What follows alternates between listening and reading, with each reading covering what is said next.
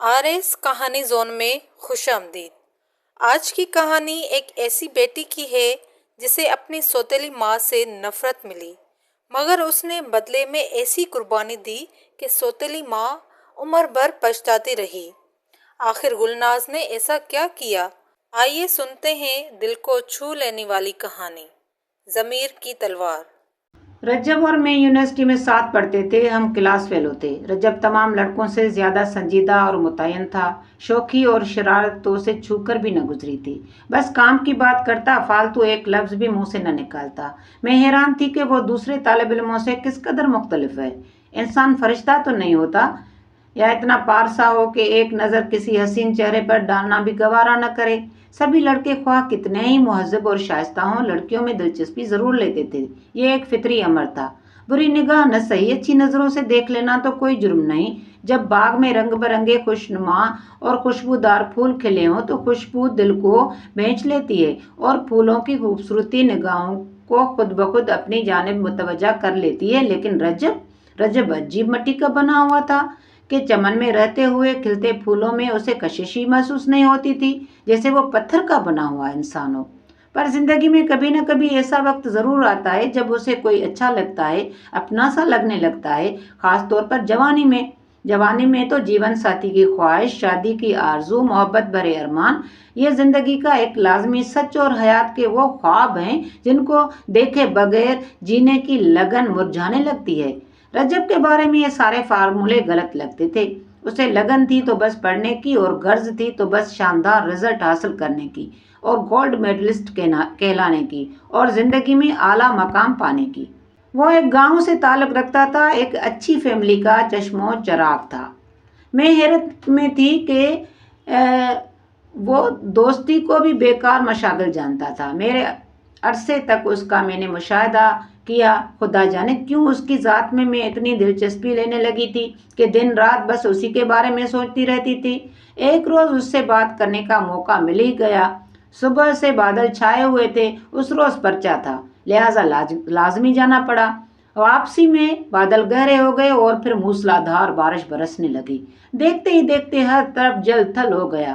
University کی بس نکل چکی تھی اور دوسری کے انتظار میں کھڑی تھی کہ اس نے گاڑی قریب آ کر روک دی اور بولا، فاخرہ، اگر پسند کرو تو میری گاڑی میں بیٹھ جاؤ۔ بارش اور تیز ہو گئی تو سڑکوں پر بہت پانی کھڑا ہو جائے گا، پھر کوئی سواری بھی نہ ملے گی۔ میں نے غنیمت جانا اس کی گاڑی میں فوراً بیٹھ گئی۔ وہ کم گو تھا، میں بھی اس قدر باتونی نہیں تھی، لیکن آج موقع تھا اس پراسرار آدمی سے اس کی پراسراریت کا راز جاننے کا۔ میں عرصے سے تجسس میں تھی اور اس سے مخاطب ہونے کا بہانہ تلاش کر رہی تھی۔ آپ نے کہاں ڈراپ ہونا ہے؟ اس نے سوال کیا۔ اپنے گھر، میرا جواب مختصر اور مبہم تھا۔ وہ تو معلوم ہے، لیکن گھر کہاں ہے؟ گلشن اقبال میں۔ یہ کہہ کر میں نے تفصیل سے گھر کا پتہ بتا دیا۔ پتہ سن کر وہ بولا کہ مجھے بھی ادھر ہی جانا ہے۔ چلو اچھا ہوا، پہلے آپ کا بلاک آئے گا، آپ کو ڈراپ کر کے آگے چلا جاؤں گا۔ آپ کو آفر تو کر دی تھی، مگر ڈر رہا تھا کہ کہیں دور رہتی ہوگی تو نہ جانے کب پہنچ پائیں گے۔ موسم بہت خراب ہو رہا ہے۔ تو کیا ہوا، انجوائے کرنے کا تو یہی موسم ہے جس کو آپ خراب کہہ رہے ہیں۔ حالانکہ میرے نزدیک اور سبھی کے نزدیک یہ ساون کا مہینہ بہت خوبصورت موسم کہلاتا ہے۔ ہاں، کہلاتا ہوگا، مگر مجھے گھر پہنچنے کی بہت جلدی ہے۔ کیا کوئی ضروری کام ہے؟ ہاں، میری ایک بیٹی ہے 4 سال کی، اسے اس کی پھوپھی کے گھر لے جانا ہے۔ میرے بھانجے کی سالگرہ ہے۔ بیٹی سے وعدہ کیا تھا، وقت پر نہ گیا تو وہ روٹھ جائے گی۔ اگر موسم اور شدید ہو گیا تو ظاہر ہے گھر نہ جا سکیں گے۔ آپ کی بیٹی؟ آپ شادی شدہ ہیں؟ حیرت سے میں نے پوچھا۔ بھئی ہاں، کیوں، لوگ شادی شدہ نہیں ہوتے کیا؟ اور جو شادی شدہ ہوتے ہیں ان کے بچے بھی ہوتے ہیں۔ کتنے بچے ہیں آپ کے؟ بس ایک ہی ہے، گلناز۔ دراصل میری شادی ان دنوں ہو گئی تھی جب میں BA میں تھا۔ اتنی جلدی کر لی آپ نے شادی؟ ہمارے ہاں جلدی کر دیتے ہیں، ہم گاؤں کے لوگ ہیں نا۔ آپ کی بیگم بھی گاؤں کی ہیں؟ ہاں تھی، اب ان کا انتقال ہو گیا ہے۔ اوہ، کتنا عرصہ ہوا؟ بیٹی کی پیدائش کے وقت وہ اللہ کو پیاری ہو گئی تھی۔ بچی کو میری والدہ نے پالا، لیکن پچھلے دنوں ان کا بھی انتقال ہو گیا تو میں اسے شہر لے آیا۔ وہ دادی کے بعد مجھ سے مانوس ہے، میرے بغیر نہیں رہتی اور مجھے اپنی اسٹڈی مکمل کرنی ہے۔ گلناز کے ساتھ اب گھر میں کون رہتا ہے؟ آیا رہتی ہے جو گاؤں سے ساتھ لے آئے ہیں۔ وہ اس سے بہت ہلی ہوئی ہے، لیکن میرا انتظار بہت کرتی رہتی ہے۔ بچی کی وجہ سے میں یونیورسٹی کے بعد زیادہ تر گھر پر ہی رہتا ہوں، گلناز کے ہمراہ رہتا ہوں۔ اچھا، تو یہ وجہ ہے آپ کی سنجیدگی کی، یونیورسٹی کے کسی فنکشن میں آپ دلچسپی نہیں لیتے۔ اب میں سمجھ گئی، آپ ٹھیک سمجھی ہیں، میرا سارا دھیان ناز کی طرف رہتا ہے۔ اتنے میں میرا گھر آ گیا اور میں اپنے گھر کے گیٹ کے سامنے اتر گئی۔ چاہتی تھی کہ اخلاقاً ہی صحیح اسے چائے کی آفر کروں، لیکن اس نے خدا حافظ کہہ کر تیزی سے گاڑی چلا دی۔ اگلے روز میں نے شکریہ کے طور پر چند کلمات کہے۔ کل تو آپ نے اتنی جلدی کی کہ شکریہ بھی نہ کہہ سکی تھی۔ اس کی ضرورت نہیں، بارش تیز تھی، آپ بھیگ رہی تھی، میں نے آپ کی مدد کرنا ضروری جانا۔ ہم تقریباً 1.5 برس سے ساتھ پڑھ رہے ہیں، کلاس فیلو ہیں، تو اتنا تو حق بنتا ہے کہ آپ کو خراب موسم میں گھر تک ڈراپ کر دیتا۔ خاموشی کا شکر ہے، کفر تو ٹوٹا۔ رفتہ رفتہ ہم میں انسیت بڑھی اور روز چند منٹ ہی صحیح بات کر لیتے تھے۔ کبھی کبھی اکٹھے کینٹین بھی چلے جاتے تھے، چائے پیتے تھے۔ ہم جماعت ہمیں بڑی عجیب نظروں سے تکنے لگے تھے کہ یہ کیا، یہ وہی شخص ہے جس نے 1.5 برس تک کسی لڑکی سے بات نہ کی، کسی ہم جماعت طالب علم کی طرف دوستی کا ہاتھ نہ بڑھایا۔ وہ مجھ سے بات کرنے لگا تھا۔ 6 ماہ پلک جھپکتے گزر گئے۔ سالانہ امتحان قریب تھے اور اس کے بعد ہمیں یونیورسٹی کو خیر بات کہنا تھا۔ مجھے رجب اچھا لگنے لگا تھا۔ جی چاہتا تھا کہ اس سے کہوں کہ تم جیسے ساتھی کی ہی میں آرزو مند ہوں، مجھ سے شادی کر لو، مگر اس کا رعب ایسا تھا کہ یہ بات کہہ نہ سکی۔ امتحان ختم ہو گئے۔ آج ہمارا یونیورسٹی میں آخری دن تھا۔ جو ہی گھر جانے کے لیے نکلی، وہ گاڑی لے کر پیچھے آ گیا اور بولا، آج کے بعد شاید ہی ملاقات ہو، کہو تو میں تم کو ڈراپ کر دوں۔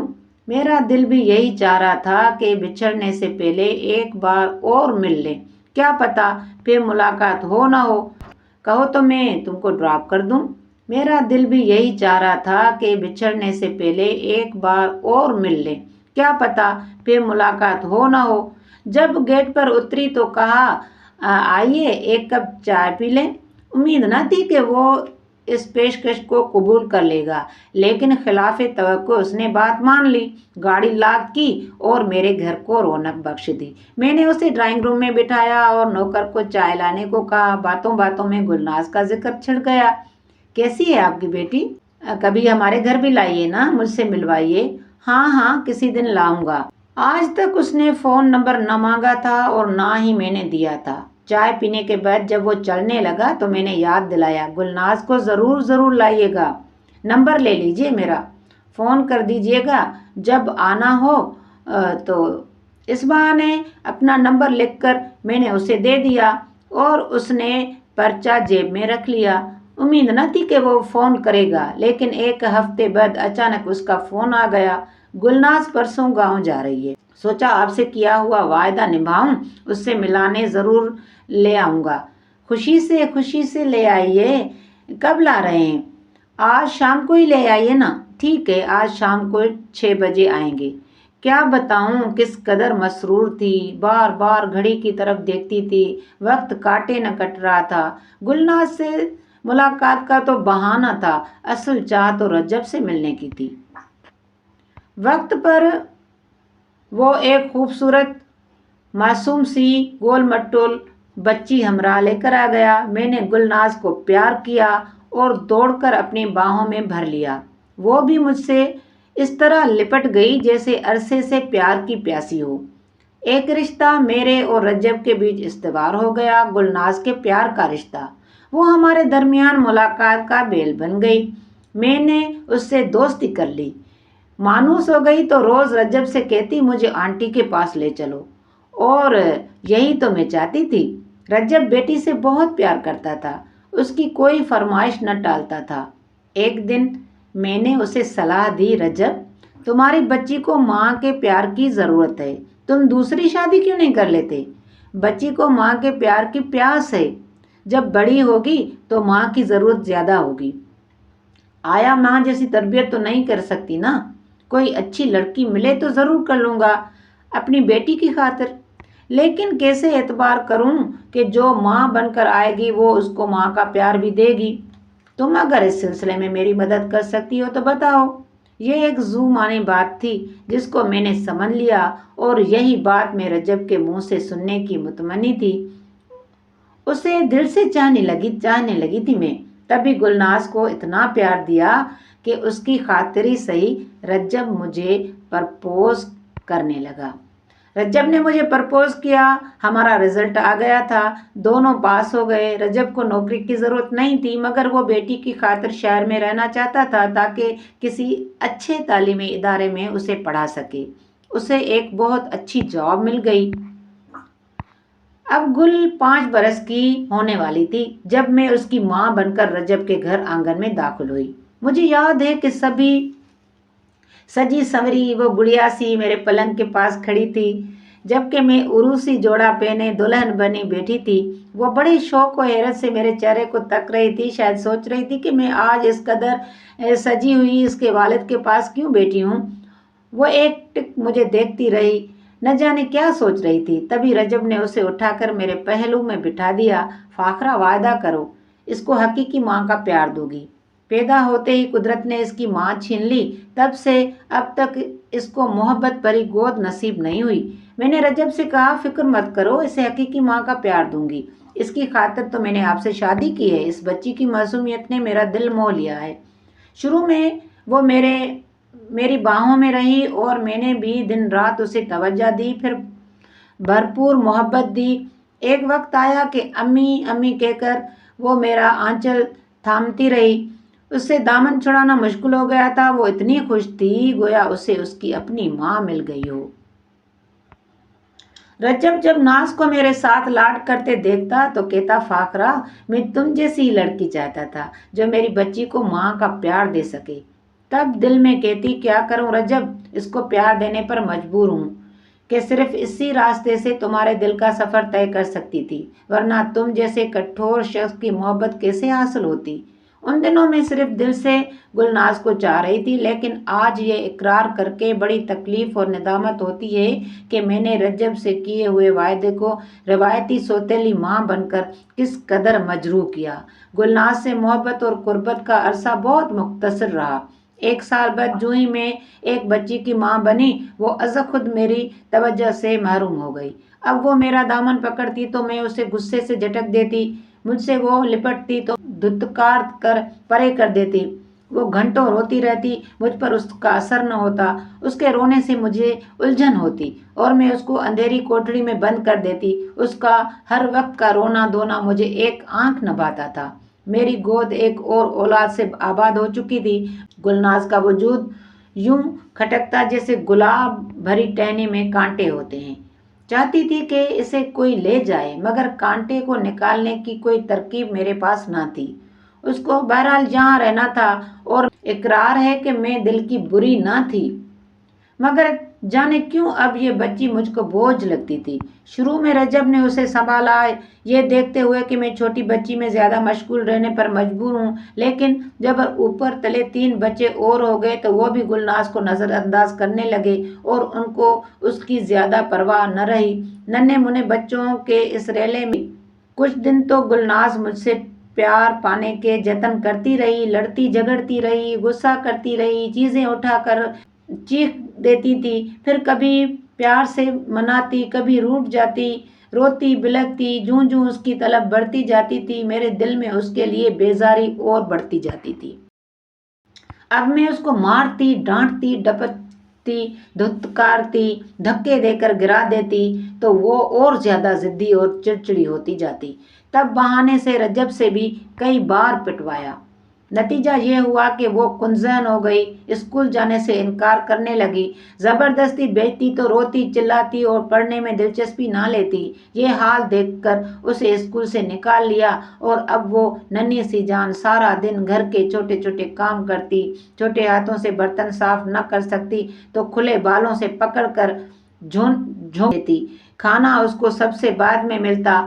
آج یہ سوچ کر شرم آتی ہے کہ میں پڑھی لکھی ایم اے پاس ہو کر بھی روایتی سوتیلی ماں بن گئی تھی۔ کتنا ظلم کیا اس معصوم پر، نہ جانے اس وقت میرا احساس کہاں مر گیا تھا۔ دیکھتے دیکھتے میرے بچے جوان ہو گئے، اب وہ بھی دبی زبان سے مجھے منع کرتے کہ ماں جی، باجی گل سے ایسا سلوک نہ کیا کرو۔ ان کو بھی جھڑک دیتی کہ زیادہ سر مت چڑھاؤ ورنہ بعد میں پچھتانا ہوگا۔ وہ میرے سامنے دم نہیں مار سکتے تھے۔ رجب کے دل پر میرا راج تھا، میں ہی مالک تھی۔ گلناز بڑی خوش شکل تھی۔ رجب کہتے تھے اس کی ماں بہت خوبصورت تھی۔ انہوں نے اپنے بیڈ روم میں ابھی تک گلناز کی ماں کی تصویر نہ ہٹائی تھی۔ شاید گل سے نفرت کی ایک وجہ یہ بھی ہو۔ میں اسے پورا کھانا نہ دیتی تھی، پھر بھی اس کی رنگت نکھرتی جاتی تھی۔ اب جو رشتہ آتا وہ گلناز کے لیے بہانے سے ان کو منع کر دیتی، کیونکہ گلناز میرا گھر سنبھالتی تھی۔ شہریار ایک کامیاب بزنس مین کا بیٹا تھا، وہ خوبصورت اور اعلیٰ تعلیم یافتہ تھا۔ یہ رشتہ بھی گلناز کے لیے آیا، مگر میں نے کسی طرح گٹھ جوڑ کر کے اپنی بیٹی فرح ناز سے اس کی شادی کرا دی۔ حالانکہ اس کی عمر بمشکل 16-17 برس تھی، مگر زیادہ لاڈ پیار کی وجہ سے اس کے لچھن ٹھیک نہیں رہے تھے۔ وہ اکثر سہیلی کے گھر کا کہہ کر جاتی اور پڑوس کے لڑکے راہیل سے ملتی۔ اس خوف سے نجات پانے کے لیے میں نے جھٹ پٹ اسے بیاہ دیا۔ شہریار میں کوئی کمی نہ تھی، مگر فرح میرے ہزار منع کرنے کے باوجود باز نہ آتی تھی۔ وہ اب بھی اس آوارہ لڑکے سے رابطے میں تھی۔ اکثر میکے آ دھمکتی تھی، پھر جب سب سو جاتے وہ رات کو چھت پر جا کر اس سے ملتی۔ یہ سرکش میرا کہنا نہ مانتی تھی۔ شہریار اسے میکے آنے جانے سے منع نہ کرتا، مگر میں روکتی، کیونکہ کئی بار میں نے اسے چھت پر جا کر راہیل سے باتیں کرتے پکڑا اور ڈانٹ کر نیچے لائی۔ راہیل کو بھی لان تان کی، تاہم دونوں باز نہ آئے۔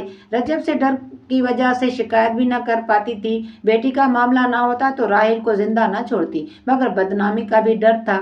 اب سوچتی کاش فرح کی شادی اس کی مرضی سے راہیل کے ساتھ کر دیتی تو اچھا تھا، یہ ہر وقت کی تلوار تو ہمارے سر پر نہ لگتی۔ وہ منحوس گھڑی ایک دن آ ہی گئی جس سے میں ڈرتی تھی۔ ایک بار فرح آئی، یہ رات کے 12 بجے کا وقت ہوگا جب وہ چھت پر چلی گئی۔ نہ جانے شہریار کو کیا سوجی کہ وہ اسے آدھی رات کو لینے آ گئے۔ دستک پر میں اٹھی تو دل دھک سے رہ گیا۔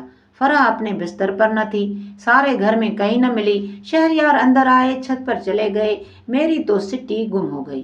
دل تھام لیا۔ چھت پر 2 سائے نیم تاریکی میں قریب قریب بیٹھے نظر آئے۔ راہیل کے گھر کی چھت ہمارے چھت سے ملی ہوئی تھی۔ دھڑکتے دل سے داماد کے پیچھے اوپر آ گئی، مگر یہ کیا؟ راہیل کے ساتھ فرح نہیں بلکہ گلناز بیٹھی تھی۔ شہریار یہ دیکھ کر دنگ رہ گئے، غصے میں بولے، گلناز تم کیا کر رہی ہو یہاں؟ اور یہ کون ہے؟ راہیل چھلانگ لگا کر اپنی چھت پر کود گیا۔ وہ گلناز کو نیچے لے آئے، لیکن فرح کہاں تھی جسے ڈھونڈتے ہوئے میں چھت پر گئی تھی۔ وہ گلناز کو پیٹنے میں مئو ہو گئے، بیوی کو بھول کر۔ وہ کہاں، اس کا نام و نشان ہی نہیں تھا فرح کا۔ وہ کہہ رہے تھے، ناز تم کو میں ایسا تو نہیں سمجھتا تھا، تم تو ایک اچھی لڑکی نظر آتی تھی۔ افسوس ہے، افسوس ہے۔ وہ صوفے پر سر پکڑ کر بیٹھ گئے۔ میں گلناز سے زیادہ اس کی فکر میں تھی کہ فرح آخر کہاں گئی۔ تبھی فرح کمرے میں داخل ہوئی اور بن کر بولی کہ ارے آپ اس وقت؟ ہاں، شہریار نے کہا، قریبی دوست کی شادی تھی، سوچا تم کو دیکھتا چلوں۔ فرح تم کہاں تھی؟ میں نے دبی آواز سے سوال کیا۔ امی میں غسل خانے میں تھی۔ حیرت ہے، آپ لوگ یہاں کیوں جمع ہیں؟ یہ تمہاری باجی گلناز چھت پر پڑوسی کے ساتھ عشق لڑا رہی تھی۔ شہریار نے غصے سے کہا، باجی تم ایسی حرکت کر سکتی ہو؟ یقین نہیں آ رہا، شرم تو نہیں آتی آپ کو؟ اپنے ماں باپ کی عزت کا بھی خیال نہیں؟ پھر شوہر سے کہا، شہری تم چلو، ابھی اس وقت ہم اس گھر سے چلتے ہیں، ابو آ کر خود ہی اس کی خبر لیں گے۔ گاڑی باہر کھڑی تھی، وہ شہریار کے ساتھ چلی گئی اور اس دن خدا نے عزت بچا لی۔ گلناز نے فرح کے لیے اپنے مانوس کی قربانی دے دی، اس کا گھر اجڑنے سے بچا لیا تھا۔ جب شہریار نے دستک دی تھی، رجب انکل کہہ کر پکارا تھا، گلناز جاگ رہی تھی۔ وہ جانتی تھی کہ شہریار آ گیا ہے، جبکہ یہ بھی جانتی تھی کہ فرح اوپر چھت پر ہے۔ تبھی تیزی سے وہ اوپر چلی گئی اور فرح کو چھت پر رکھی الماری میں چھپا دیا۔ تب تک شہریار اوپر جا پہنچا۔ وہ خود راہیل کے ساتھ بیٹھ گئی۔ گلناز کی بات چیت شہریار کے چچا جاد سے طے ہو گئی تھی۔ یہ منگنی ٹوٹ گئی۔ بھلا کیسے شہریار اب اسے بھابھی بنا سکتا تھا؟ فرح نے لاکھ منع کیا کہ شہریار یہ بات رجب سے نہ کہے، لیکن منگنی توڑنے کی وجہ تو بتانی تھی۔ شہریار نے بتایا کہ انکل، آپ گلناز کی شادی پڑوسی کے بیٹے سے کر دیں، ہم یہ رشتہ نہیں لے سکتے۔ رجب نے گلناز کو مارا۔ وہ بیچاری چارپائی سے جا لگی۔ کچھ دن بخار رہا۔ اس بے رحم دنیا سے منہ موڑ لیا اس نے۔ مرتے دم تک اس نے یہ نہ بتایا کہ فرح کا گھر بچانے کی خاطر اس نے بہن کو الماری میں چھپایا اور خود کو قربانی کا بکرا بنا دیا، کیونکہ اس وقت فرح زینے سے نیچے نہ جا سکتی تھی۔ زینے سے تو شہریار کے قدموں کی آوازیں آ رہی تھی۔ سوچتی ہوں کہ معصوم گلناز نے کتنی بڑی قربانی دی۔ کاش وہ کچھ دن اور زندہ رہتی تو اس سے جی بھر کے اپنے برے سلوک کی معافی مانگ لیتی۔ یہ سزا جو اس نے مر کر مجھے دی میرے لیے عمر بھر کا عذاب ہے۔ یہ سزا کبھی ختم نہ ہوگی جب تک میں زندہ رہوں گی۔ ضمیر کی تلوار مجھے زخمی کرتی رہے گی۔